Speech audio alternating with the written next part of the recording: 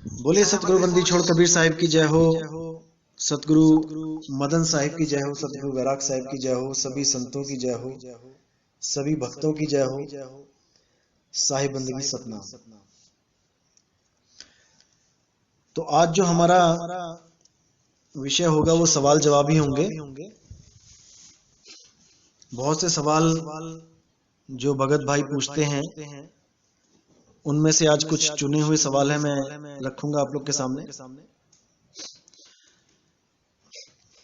पहला सवाल है कि क्या कबीर साहब एक आम भगत हैं? यानी कि जैसे आपने देखते आए हो, आप इतिहास में कई भगत हुए हैं, भगवानों की पूजा करी, कईयों ने गुरु धारण करके पूजा पाठ किया, कईयों ने बिना गुरु धारण किए भी भगवान से प्रेम किया, पूजा पाठ किया। धन्ना जट भी उनमें से एक नाम है। क्या कबीर साहब भी ऐसे ही एक आम इंसान थे, एक आम भगत थे जो निराकार भगवान की पूजा करते हैं? क्योंकि गुरु ग्रंथ साहब में कई जगह बताया गया है कि कबीर साहब निराकार की पूजा करते थे और वो भगत थे, दास थे। तो बहुत अच्छा सवाल है, इसके बारे में मैं बहुत विस्तार से बताऊंगा। देखो जी, सबसे पहले तो एक चीज समझ लो कि कोई भी महापुरुष है, कोई भी, वो अपने आप को दास ही कहता है, क्योंकि वो परमात्मा का कार्य करने आया है यहाँ पे। वो अपनी वाहवाही करवाने नहीं आया, वो अपने नाम का डंका बजाने नहीं आया। वो परमात्मा के द्वारा दिया हुआ कार्य को संपूर्ण करने आता है। और जब स्वयं परमात्मा ही आता है एक मनुष्य चोला धारण करके, तब वो अपने आप को कभी भी जाहिर नहीं करता कि मैं कौन हूं। वो अपने आप को दासों का दास, लाला गोला कहलाता है। जैसे हमारे प्रधानमंत्री अपने आप को कई बार भाषण देते हुए चौकीदार कह देते हैं कि मैं देश का चौकीदार हूं, तो वो उनका एक भाव होता है कि मैं आप लोगों का सेवादार हूं, मैं इस देश का सेवादार हूं। लेकिन अगर कोई मूर्ख ये सोच के प्राइम मिनिस्टर ऑफिस में चले जाए, पीएमओ वहां चला जाए और बोले कि मैं चौकीदार से मिलने आया हूं, वो तो चौकीदार है, वो तो भाषण में कहता है कि मैं चौकीदार हूं, और तुमने उनको प्रधानमंत्री बना रखा है। अगर ऐसा कोई बेवकूफ वहां जाके ये बातें बोलेगा तो उसको सब मूर्ख ही कहेंगे। वो अपने आप को कुछ भी बोल सकते हैं, वो कुछ भी बोल सकते हैं अपने आप को, लेकिन हम नहीं बोल सकते। हम नहीं बोल सकते। कबीर साहब क्या चीज हैं ये जगत जानता है, ये हर संत जानता है। संतों की वाणियों में कबीर साहब के बारे में इतना कुछ लिखा है। तो कई लोग कहते हैं कि नहीं, ये सब मिलावटी वाणियां हैं। अरे भाई, क्या सब संतों को केवल कबीर साहब ही दिखाई दिए थे कि उनके नाम की मिलावट करनी है? किसी और संत के नाम पे मिलावट क्यों नहीं हुई? किसी और संत का नाम क्यों नहीं लिया गया? केवल कबीर साहब के नाम पे ही हर चीज हुई। कभी उन्हें ब्राह्मणी का पुत्र बना दिया गया। अरे उस ब्राह्मणी का नाम तो पता कर लो। जब उन लोगों को पता ही था कि ये ब्राह्मणी का पुत्र है, तो भाई उसी वक्त पता करना चाहिए था कौन सी ब्राह्मणी का पुत्र है। कुछ लोग कहते हैं कबीर साहब के माता पिता नीरू नीमा थे, जुलाहे थे। वहां पे भी खंडन किया गया। कुछ लोग कहते हैं कि कबीर साहब की बीवी थी माता लोई। अरे भाई, तो माता लोई उनकी बीवी थी, तो उनकी बीवी के पापा का, मतलब पिताजी का, माताजी का कोई नाम तो बता दो। क्यों आज तक कोई नहीं बता पाया? माता लोई का गांव तो बता दो, कौन से गांव से उनकी पत्नी थी। राम जी का इतिहास पता है, राम जी के दादा परदादा सबके नाम पता है। विष्णु जी का पूरा इतिहास पता है, कौन कौन से युग में आते हैं। सारे 10 गुरुओं का इतिहास पता है, कौन कौन सी माता जी हैं, उनके पिताजी का क्या नाम है, उनकी माता का क्या नाम है, उनके बच्चों का क्या नाम है। सबका इतिहास है, केवल कबीर साहब का इतिहास नहीं मिलता किसी को। इसके पीछे बहुत बड़ा राज है। उस राज को जो समझ जाता है उसका बेड़ा पार हो जाता है। और जो कबीर साहब को एक आम भगत मानता है वो बेचारा इसी जन्म मरण में उलझा रहता है। मेरे कहने का मतलब ये नहीं कि आप परमात्मा कबीर साहब को मान के उनकी पूजा करना शुरू कर दो, बिल्कुल नहीं। कबीर साहब के बताए हुए सिद्धांत पे चलना है कि कबीर साहब ने क्या बताया, मुक्ति के लिए क्या जरूरी है, इस पे चलना है। अगर ये सिद्धांत आपको समझ में आ जाता है फिर समझ लो कि आपको 84 में आपको जन्म मरण में डालने वाला कोई नहीं। और अगर ये सिद्धांत नहीं समझ में आता है तो आपको दोबारा आना ही पड़ेगा। और कोई कहे कि बिना गुरु के सिद्धांत समझ में आ जाएगा, भैया वो भी नहीं आने वाला, कभी नहीं आएगा। क्योंकि कबीर साहब का इस दुनिया में आने का मकसद ही ये था कि गुरु परंपरा को अटल बनाना है। और गुरु ही नहीं, सतगुरु परंपरा को। सतगुरु, गुरु तो बहुत हैं, गुरु तो सतयुग द्वापर त्रेता में गुरु ही गुरु हैं, जहां भी नजर मार के देख लो। लेकिन सतगुरु जो शब्द है वो कबीर साहब के द्वारा ही लाया गया इस दुनिया में। सतगुरु यानी सच्चा गुरु। क्योंकि किसी भी काल में किसी भी धर्म में गुरु को झूठा नहीं बोला गया। जब कोई झूठा है ही नहीं तो सत्य यानी सच्चे गुरु का नाम कहां से आ गया भाई। जैसे सूर्य एक है तो कभी कोई नहीं कहता कि सच्चा सूर्य, आज सुबह सच्चा सूर्य निकला। सूर्य तो एक है। कोई नहीं कहता आज सच्चा चांद निकला, चांद तो एक है जो हमें दिखाई देता है। लेकिन गुरु अनेक हैं। राम जी के भी गुरु हैं, कृष्ण जी के भी गुरु हैं, सबके गुरु हैं, लेकिन सतगुरु कोई नहीं है। उस सतगुरु की परंपरा को चालू करने के लिए, चलाने के लिए स्वयं सतपुरुष शब्द गुरु एक इंसानी चोले में आया। उसी को बंदी छोड़ कबीर साहब कहा जाता है, जो आके रामानंद जी के पास रहे और रामानंद जी के पास रहते हुए उन्होंने गुरु जी को भी ज्ञान दिया और सब चेलों को भी ज्ञान दिया। वो ज्ञान कहां से आया उनके पास? जब उन्होंने गुरु धारण कर ही लिया रामानंद जी को, तो इसका मतलब कि उनके पास पहले ज्ञान नहीं था, तभी तो गुरु धारण करेंगे।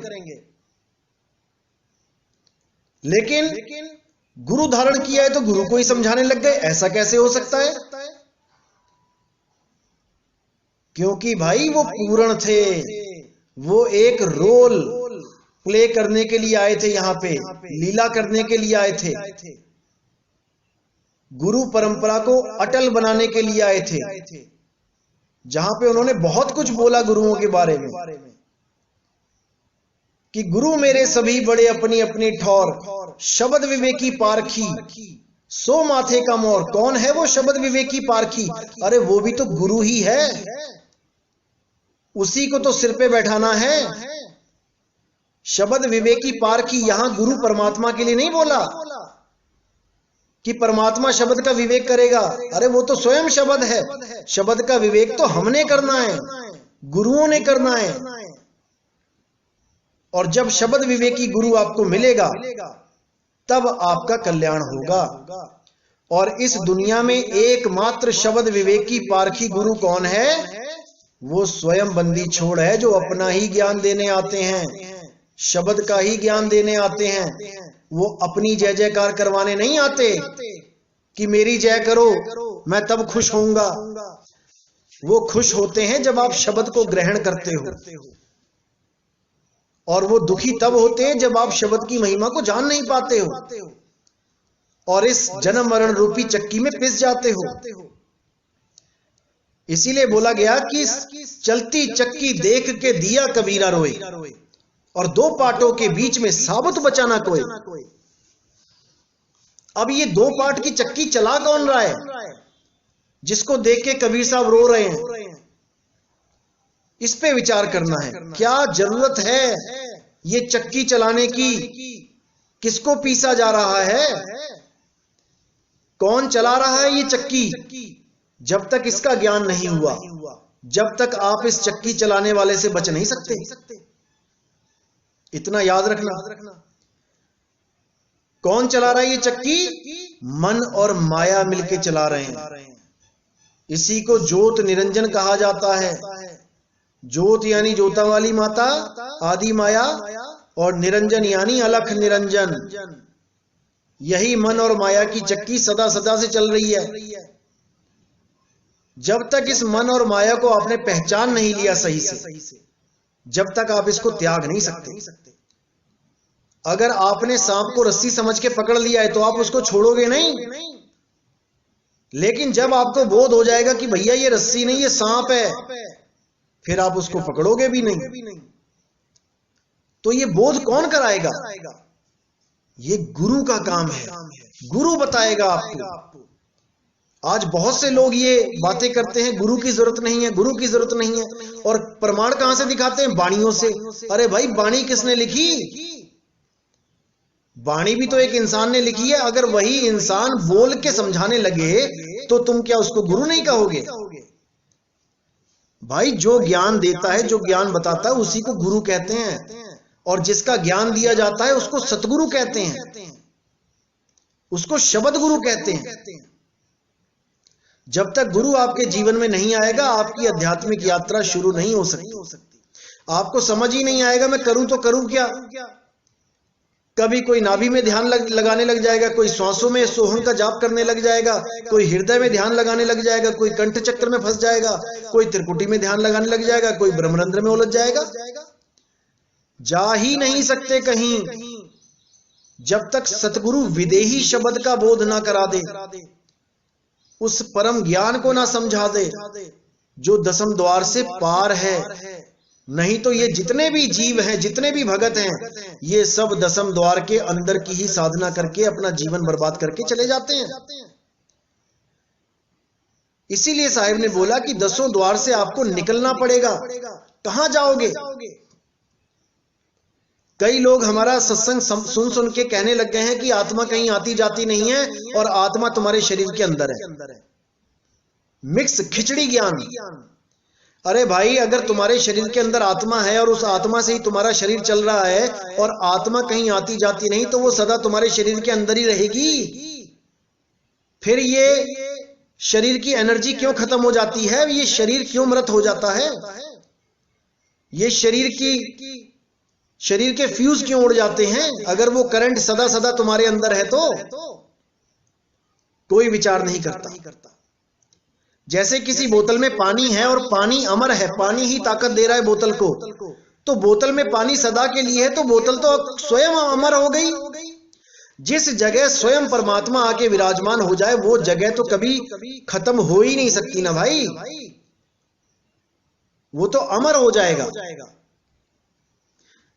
ऐसा ये लोग इसलिए बोलते हैं क्योंकि इन लोगों को अभी यही नहीं समझ में आ रहा है कि तुम्हें एक दिन शरीर छोड़ना पड़ेगा। शरीर में कौन है? जो आता जाता है वो जीव है।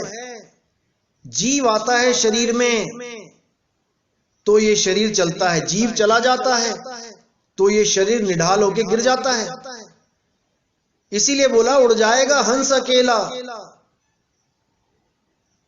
उड़ जाएगा हंस अकेला। हंस उड़ जाएगा, कहां उड़ के जाएगा? अगर उसको अपने घर का पता है फिर तो भाई वापस चला जाएगा, और अगर उस हंस को नहीं पता है कहां जाना है तो इन्हीं दसों द्वारों से अगली जून में चला जाएगा। कोई रोक नहीं सकता उसको। कौन रोक सकता है? शब्द गुरु, वो रोक सकता है। कैसे रोकेगा? जब कोई भेदी सतगुरु आपके जीवन में आके उस शब्द गुरु का लखाव करेगा, तब आप अपनी सूरत को उस शब्द गुरु से जोड़ना शुरू करोगे। और जिस दिन वो आप पे दया कर देगा, आपकी सूरत को उस अचल घर का, उस निज घर का ज्ञान हो जाएगा, बोध हो जाएगा। ये शरीर निज घर नहीं है, ये कच्ची मिट्टी का शरीर निज घर नहीं है। इस घर के बनने से पहले कहां थे? वो है तुम्हारा निज घर। ऐसे लाखों करोड़ों शरीर छोड़ के आ चुके हो, 84 लाख में भ्रमण करके आ चुके हो। आज कहते हैं लोग कि कहीं आना जाना नहीं है, शरीर में ही ध्यान लगा लो। अरे भाई, अगर इस शरीर से निकलोगे तो दूसरे जन्म में अगर जाओगे तो भाई कोई ना कोई रास्ता तो तय करना ही पड़ेगा। फिर भी तो कहीं से निकल के कहीं जा रहे हो। आज तुम अचल कैसे कह दोगे उसको जो अंदर विराजमान है? जब वो शरीर बनने से पहले इसमें नहीं था तो शरीर छोड़ने के बाद कहां रहेगा? उसको कैसे अचल कह सकते हो आप? वो अचल नहीं है भाई। जीव अचल नहीं है, आत्मा अचल है। आत्मा अडोल न डोलई, गुरुमुख पाए सुहाय। क्योंकि इन लोगों को अभी जीव, शिव और पीव का ज्ञान ही नहीं है, क्योंकि इन्होंने कभी गुरु धारण ही नहीं किया। केवल किताबों में पढ़ पढ़ के, ग्रंथों को पढ़ पढ़ के, उनके शब्द अर्थ देख देख के एक मनमुखी ज्ञान, एक खिचड़ी ज्ञान अपने दिमाग में फिट कर लिया है। अगर कोई गुरु बनाया होता तो जरूर इनको ज्ञान होता कि जीव, शिव और पीव क्या होता है। जब मैं गुरु ग्रंथ साहब की वाणी खोलूंगा जीव, शिव, पीव की, तो परमात्मा शायद इनको सद्बुद्धि दे। तो अगला सवाल जो है वो ये है कि क्या कबीर साहब 120 साल का जीवन जी के दोबारा कभी किसी संत को नहीं मिलने आए? यानी वो दोबारा जो बताया जाता है कि वो आते हैं, संतों को मिलते हैं, ये क्या झूठी बात है? बिल्कुल झूठी नहीं है भाई। आप देखोगे कि बहुत से संतों ने कबीर साहब का जिक्र किया है अपने ग्रंथों में। अपने ग्रंथों में उनका जिक्र किया है। तो अगर कबीर साहब नहीं है वो जो उनको मिले हैं, तो भाई उनको ग्रंथ में जिक्र करने की क्या जरूरत पड़ गई? किसी और का जिक्र क्यों ना कर दिया? या फिर खुद को ही परमात्मा क्यों ना घोषित कर दिया? खुद को ही महान क्यों ना बता दिया ग्रंथ के द्वारा कि मैं ही परमात्मा था, मैं ही अवतार लेके आया? केवल कबीर साहब की ही महिमा क्यों गाई सारे संतों ने? इसके पीछे बहुत बड़ा राज है, लेकिन ये आम आदमी को समझ में नहीं आता, क्योंकि उनके दिमाग में वही रंग चढ़ा है जो पुराने बुजुर्गों ने चढ़ा दिया है। इसलिए इसको विस्तार से समझना पड़ेगा। आगे और भी सत्संग करेंगे गुरु ग्रंथ साहब के हिसाब से, तब आपको समझ में आएगा कि कबीर साहब क्या हस्ती हैं।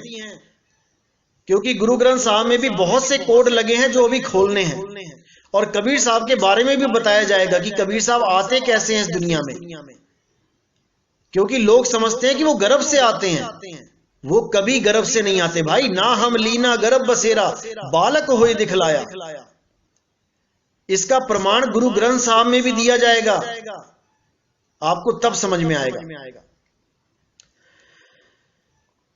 तो कई लोग कहते हैं कि क्या कबीर बीजक ही सबसे पवित्र ग्रंथ है, यानी कि बहुत इंपॉर्टेंट ग्रंथ है जिसमें मिलावट नहीं है, बाकी ग्रंथों में मिलावट है? ये बिल्कुल गलत है। देखो जी, संतों की वाणियां जो होती हैं वो बहुत रहस्यमयी वाणियां होती हैं, उनमें कोड लगे होते हैं। जब तक उन कोड को खोलने वाला कोई नहीं खोलेगा, ये बिल्कुल उसी दरवाजे की तरह है जैसे खुल जा सिमसिम वाला दरवाजा था। वो दिखने में तो दरवाजा है लेकिन वो खुल नहीं सकता। उसको देख तो सकते हो आप, लेकिन उसको खोल नहीं सकते। इसी प्रकार संतों की वाणियों में जो शब्द होते हैं, उन शब्दों को आप देख सकते हो, पढ़ सकते हो, समझ भी सकते हो, लेकिन उन कोड को आप, उस भाव को आप नहीं जान सकते कि वो किस भाव में बोली गई है, उसके पीछे रहस्य क्या है, उनको आप नहीं जान पाए। तो एक एक कोड खोले जाएंगे। और कुछ लोग कहते हैं कि बहुत से ग्रंथों में मिलावट है, जैसे गरीबदास जी के ग्रंथ में भी मिलावट है। कोई कहता है 50%, कोई कहता है 70%, कोई कहता है 90%। अरे भाई, गरीबदास जी के ग्रंथ में जो मिलावट करने जा रहा था ना, उसको लकवा मार गया था। अगर आपको इतिहास नहीं पता, छुड़ानी धाम जाके पूछो। जो भाई वहां पे ग्रंथ साहब में मिलावट करने जा रहा था, उसको लकवा मार गया था। और गुरु ग्रंथ साहब में भी जो मिलावट करने जा रहा था, जहां पे लिखा है कि मिट्टी मुसलमान की पेड़े पई कुम्हार, वहां पर ग्रंथ साहब में मिलावट करी गई थी एक शब्द की, लेकिन उसको होने नहीं दिया गया। वहां मिट्टी मुसलमान की जगह मिट्टी बेईमान की लिख दिया गया था, वहां पढ़ा गया था राजा के सामने। तो उस सिख भाई का नाम ही काट दिया गया सिखों में से कि ये हमारा गुरु सिख नहीं है, इसने मिलावट करने की कोशिश करी। इसी प्रकार संतों की वाणियों में मिलावट नहीं होते, गुप्त भेद होते हैं जिनको समझा जाता है। तो अगला सवाल है,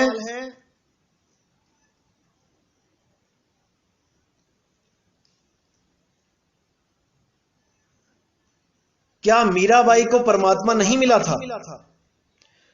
क्योंकि गुरु ग्रंथ साहब में सब संतों की वाणियां ली गई, लेकिन मीराबाई की वाणियां नहीं ली गई। एक भाई का सवाल था। तो भाई ऐसा बिल्कुल नहीं है, ऐसा बिल्कुल नहीं है कि केवल जो ग्रंथ साहब में जिन संतों की वाणियां हैं कि उन्हीं को मुक्ति मिली, बाकियों को नहीं मिली। ऐसा बिल्कुल नहीं है। बहुत से ऐसे संत हैं, बहुत से, जिनकी वाणी गुरु ग्रंथ साहब में दर्ज नहीं है। तो क्या उन संतों को हम अधूरा मान लें? जो पार ब्रह्म की वाणी बोलते हैं, जो परमात्मा का साक्षात्कार जिन्होंने किया है, क्या हम उनको अधूरा मान लें? ऐसा नहीं होता भाई। बहुत सी ऐसी खबरें होती हैं जो अखबारों में नहीं छपती हैं।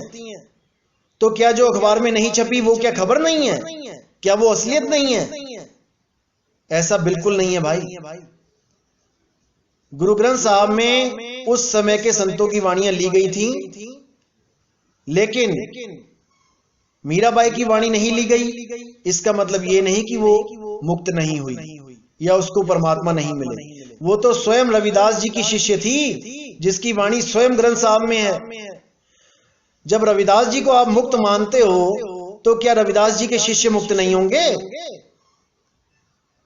बहुत से लोग ये बोलने लग गए हैं कि लेडीज को मुक्ति नहीं मिलती। औरत की किस्मत में मुक्ति नाम का अक्षर ही नहीं है, भक्ति नाम का अक्षर ही नहीं है। तरस आता है उन लोगों पे। अरे बाबा फरीद जैसों को बंदगी के रास्ते पे एक औरत ही लेके आई थी। मीराबाई कहती है, वस्तु अमोलक दी मेरे सतगुरु, कृपा कर अपनायो। अरे वो प्रमाणित कर रही हैं, वस्तु अमोलक दी मेरे सतगुरु, मेरे सतगुरु ने मुझे वस्तु दे दी है।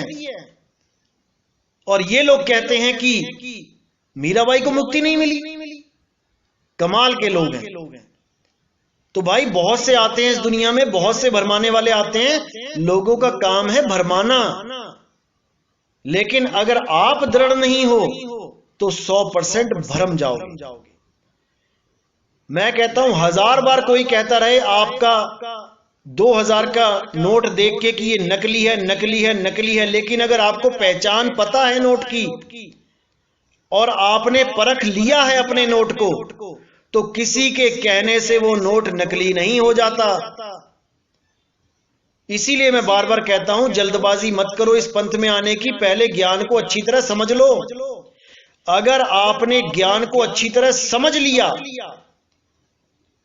और विवेक लगा के विचार करके समझ लिया कि ये पूर्ण सत्य है, उसके बाद 1000 बार कोई कहता रहे ये नकली है, नकली है, नकली है, लेकिन आप विचलित नहीं होना चाहिए आपको। और अगर आप विचलित हो जाते हैं तो यकीन मानना आप इस पंथ के लायक ही नहीं हो, आप जल्दबाजी में ही आए हो। और मैंने हमेशा जल्दबाजी वालों को सदा मना किया है कि मत आओ। जल्दबाजी का इस पंथ में कोई काम नहीं है। देर आओ, दुरुस्त आओ, पक्के पैर आओ, पक्का घड़ा होके आओ। कच्चे घड़े में पानी नहीं टिकता, फूट जाओगे, कोई फायदा नहीं होगा। तो अच्छी तरह समझना है, एक एक चीज को, हर चीज पे विचार करना है। सत्य सत्य का निर्णय आपने करना है, कोई और नहीं आके निर्णय करके देगा कि ये सत्य है, ये असत्य है। आपको परमात्मा ने बुद्धि विवेक बख्शा है, आपने पूरी पूरी लगन से, पूरे विवेक से हर चीज को समझना है, क्योंकि ये एक जन्म है आपके पास, ये बार बार नहीं मिलेगा। कोई कहे बार बार मिल जाएगा, ऐसा नहीं है। एक बार ये जन्म मिला है, इसी में हमने बाजी मारनी है। अगर इसमें बाजी हार गए तो भाई 1,84 में जाना पड़ेगा। तो आज का सत्संग यही समाप्त करते हैं और कल 5:30 बजे फिर मिलेंगे। साहिब बंदगी सतनाम।